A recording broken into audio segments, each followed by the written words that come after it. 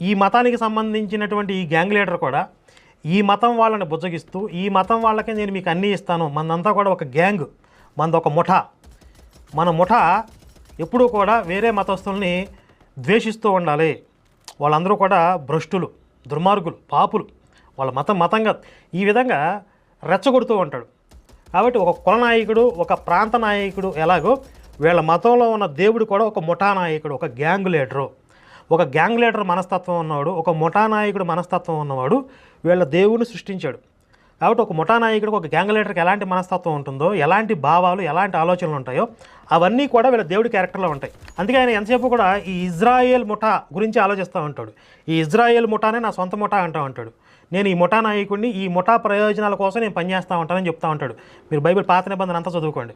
ఈ కొత్త నిబంధనకు వచ్చేసరికి ఈ ఇజ్రాయేల్ ముఠాని యేసు మతంగా మార్చారు. నేను యేసు మతంలో ఉన్న వాళ్ళని రక్షిస్తానంటాడు. యేసు